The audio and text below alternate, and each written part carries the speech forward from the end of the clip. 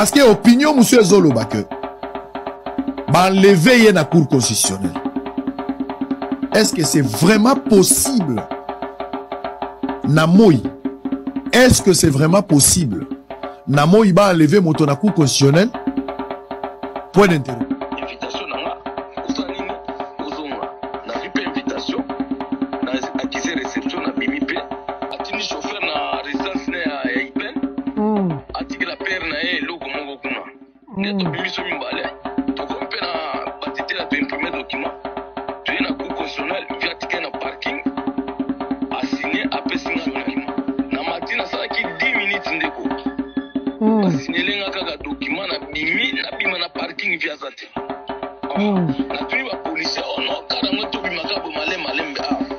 Très triste. C'est un assassinat politique pour Chérubin qui était la voix du parti. Quand on ne contrôle plus rien dans le pays, on arrête mes conseillers, on arrête mes partenaires, on tue et on veut nous réduire au silence.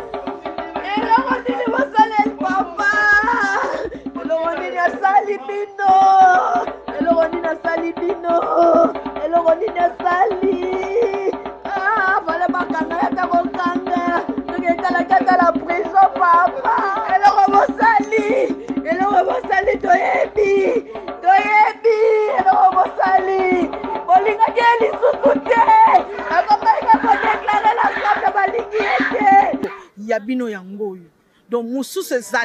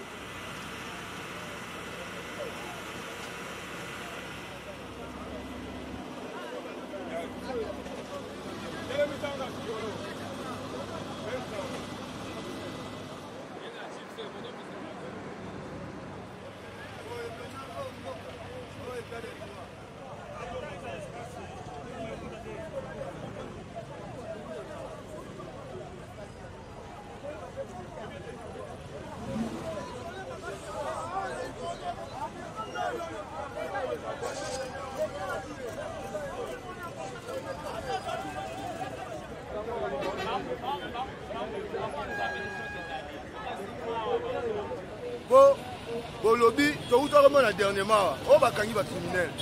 Siko ba cause o baza en tête ya mboka oyo. Makamba bo écrit mezo sale makaka. So ba moni mutu moto, il faut que bakangi ye. Maintenant au no, rôle de la police c'est pour garder l'individu avec c'est bien. Mais où est la police? Où est le frère d'essai? Ça la tête l'eau comment on message qui est directement et pas fatigué.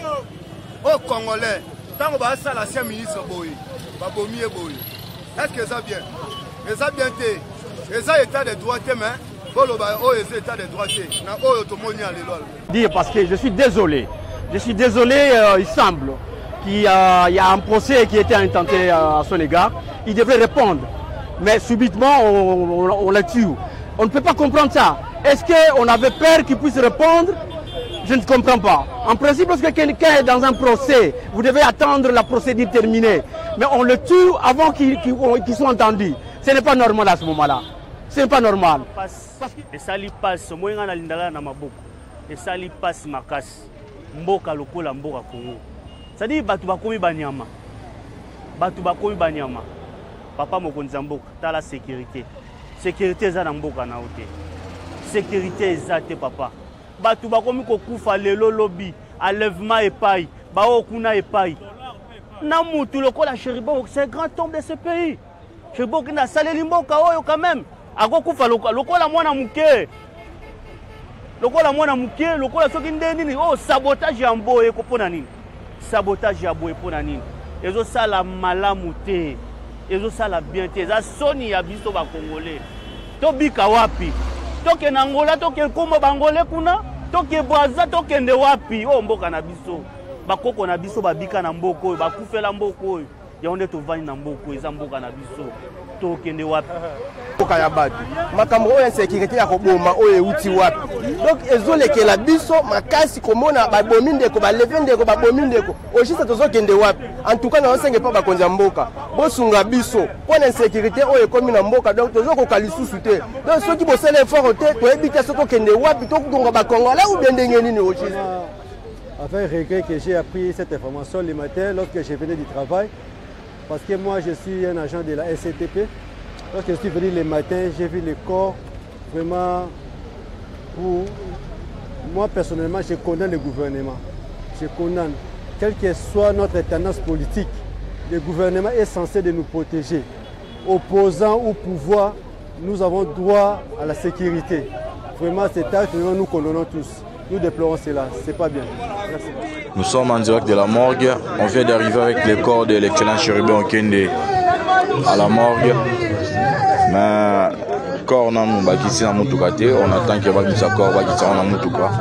Faut me écouter na morgue. On est là avec la famille.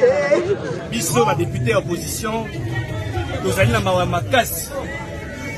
Tokutani awa na morgue cinquantenaire na sangwa liwa et pesi biso passe na motema.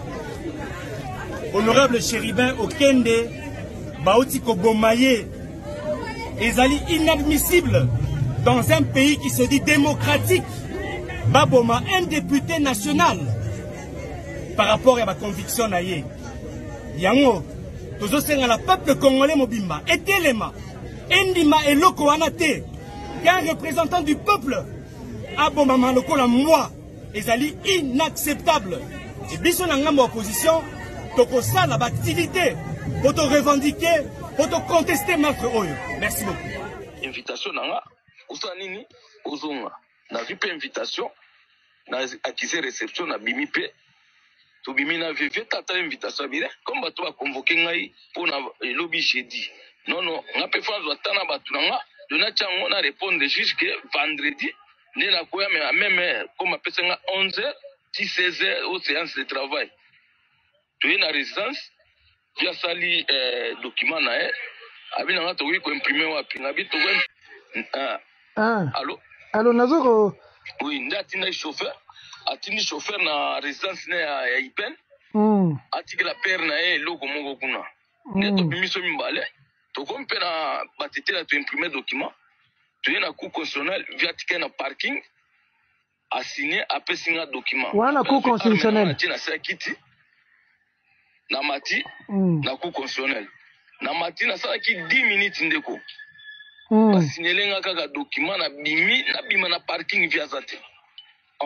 Na tuni ba policier ono karango to bima ka bo malembe kare to bima malembe na bandi ko benga vie Banda na banda ko benga ndeko na ngai tilelo. Via téléphone nezo sonner mais via zo yamba téléphone.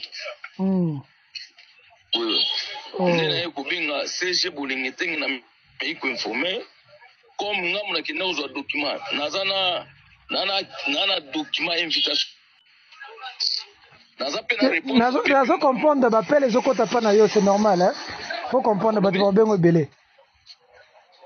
Olobi? Na be faut comprendre so batu ba bengo belé hein. Batu ba na fausse info. Faut gérer ça. Ah na okata bango kaka yo sisa na. Loba. To sisa na. Ndena na kaptiraki invitation na yo na réponse invitation na yo. O aiko ya cour constitutionnelle. Dans des situations lesquelles biswa. Siko place aza ebanité. Ebanité na uti kutu siko na tena ba service sanso yo yebi na meki rien. Siko ba biso te ke ninga bimaki na bato ba jouer eloko ba biso eloko te. Eloko te. Bango babiseke babisinga kaka anosa manœuvre awa na car. Bon ngana zo raisonner cause la boule. Quand on a tika kinga pa banda lo ba kozonga ndako ko mapesa nga mbongo moko buwe na maboko na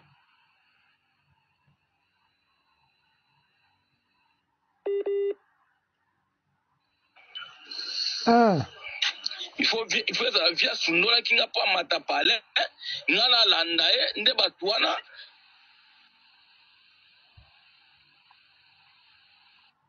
batie ambis kadi na nzela selon moi batia ambiscade nde bazue na mutuka bakei kotele na car bakena car po bakena car na biloko nyonso na arme na ngai na kati ya car bakena kitoko mutu na ngai izo ça buloto bana bakosala ba alerte pour en sauver vie. OK. Soka aux les mato information bokeli ngai. OK. Merci beaucoup. La politique pour Chéribin qui était la voix du parti. Quand on ne contrôle plus rien dans le pays, on arrête mes conseillers, on arrête mes partenaires, on tue et on veut nous réduire au silence. Nous n'allons jamais accepter. Nous allons faire une enquête indépendante. Bande Konangai, il faut Tokeba. La justice va faire son travail. Les services doivent faire leur travail. Parce que comme tu sais qui te paie ces informations, Naloba que on est en train de préparer le chaos. Et il y a une forte complicité. Makambo Makasi est risqué et comme el abisso. C'est tout le monde qui pensait que Tosali alerte Tosali Kosala Soki Nengeni. Bapel ba intimidation Izala Kimini. Naloba yango comme banda mois de février. Na marche Salemaki, on voulait tuer un grand joueur. Naloba Nabin. Ponako paralyser tout. Nangonga Oyo. Réunion ya Makasi. Ezo Salema. Depuis maintenant une semaine. Na Bruxelles. Et tout le monde essaie. Dans le système, il faut une transition il y a 2 ans. Transition, soit médecin, soit prêtre, avec quelle procédure tu éviter. Et dans les lots, les sanctions contre quelques généraux ont été envisagées.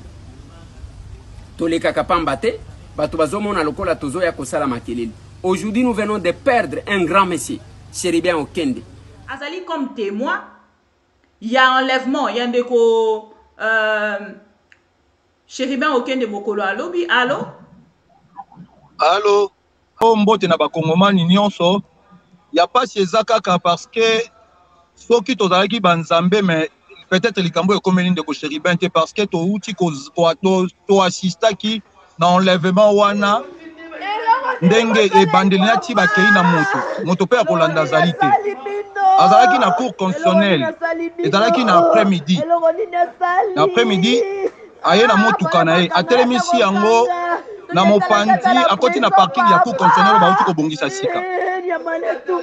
Aye atelemisi na mopandi wana. Ba chege kutu nde bato basokola bano basokola mituka pour ne pas dire ba chege ba ye kolanda ye ko senga mo eloko. Ndenge ezalaka kaka. Azalaki na rapprocher na ye. Approcher à Kiti.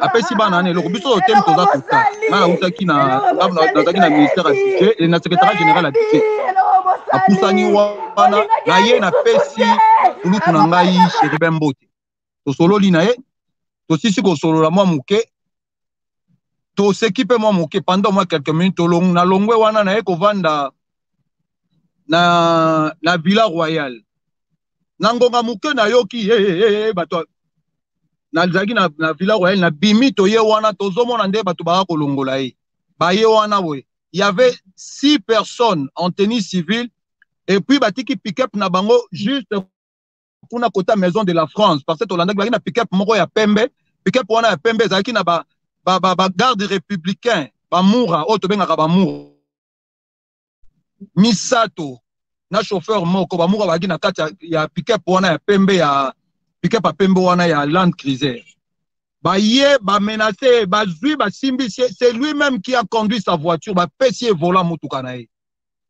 menace tellement le et tout ça la makamone tout ça la ezali na liboso ya cour constitutionnelle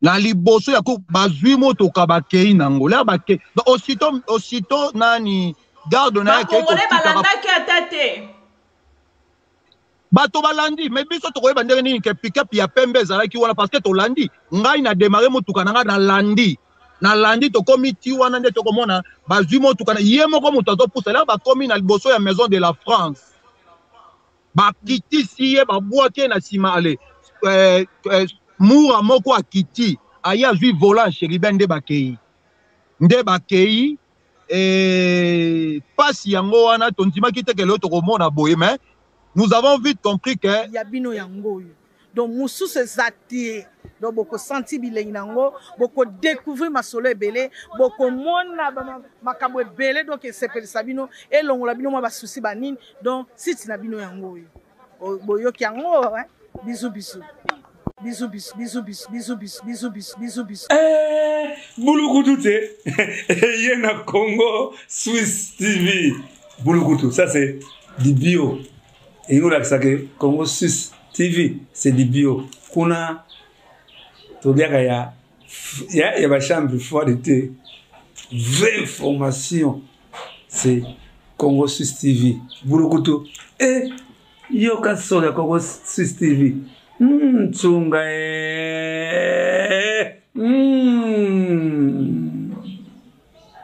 Oui, bana poto, bana bipa union saison bino bolanda biso. Vraiment, vous avez été bolanda Congo Suisse TV. Yango ne peneza masolo ya malunga, eza na makambo pene ya malunga na kanti boza décider. Congo Suisse TV, Congo Suisse TV. La gangi bafoué.